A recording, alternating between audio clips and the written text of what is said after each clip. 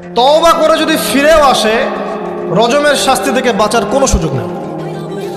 বুঝাতে পারছি না? একজন মহিলার কথা বলে তারা বুঝতে পারবে। এটা একজন মহিলা সাহাবীর ক্ষেত্রেও হয়েছে, একজন পুরুষ সাহাবীর ক্ষেত্রেও হয়েছে। আচ্ছা, পুরুষ সাহাবীর কথা বাদ দিয়ে মহিলা সাহাবীর কথাটা বলি।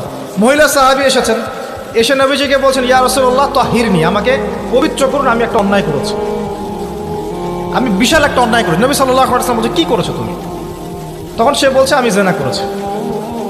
নবী সাল্লাল্লাহু আলাইহি ওয়াসাল্লাম বলছেন, বাসায় যাও, বাসায় গিয়ে আল্লাহর কাছে তওবা করো, আল্লাহ পাক মাফ করে দিবেন। নবীজি এটাকে হাইড করতে যাচ্ছেন, কারণ কি, যখন আপনি কেস আদালতে নিয়ে যাবেন তখন তো উপায় নাই, আপনাকে তো বিচার করতেই হবে। তুমি বাসায় ফিরে যাও, তওবা করো, আল্লাহ মাফ করে দিবে। সে মহিলা নাছর বান্দান, না, আমার বিচার করে দেন, আমার বিচার করে দেন, পরকালে আমি শাস্তি পেতে চাই না, দুনিয়াতে আমার বিচার করে দেন।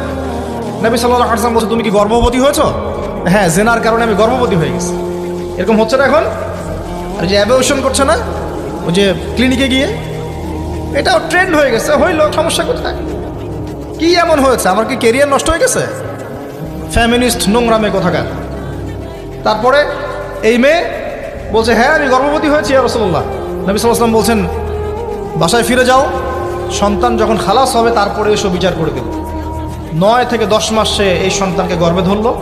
ধরার পরে সন্তান যখন খালাস হয়ে গেল, সে নবীর কাছে এসে সন্তান কোলে নিয়ে, নবজাতক, ইয়া রাসূলুল্লাহ সাল্লাল্লাহু আলাইহি ওয়াসাল্লাম দরুদ পড়বেন, আমাকে পবিত্র করে দিন, আমার সন্তান হয়ে গেছে এখন।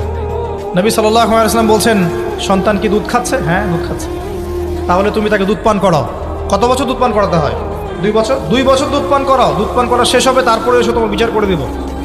এবার 2 বছর দুধ পান করানোর পরে এই মহিলা এসেছে, সন্তানের হাতে একটা রুটি। নবীজিকে বলছেন, ইয়া রাসূলুল্লাহ সাল্লাল্লাহু আলাইহি ওয়াসাল্লাম, আমার সন্তান এখন রুটি খেতে পারে, আমার সন্তান এখন রুটি খেতে পারে, আমার বিচার করে দিন। তখন নবী সাল্লাল্লাহু আলাইহি ওয়াসাল্লাম বলছেন, সাহাবীরা, তোমাদের মধ্যে কেউ কি আছো এই সন্তানের দায়িত্ব নিবে?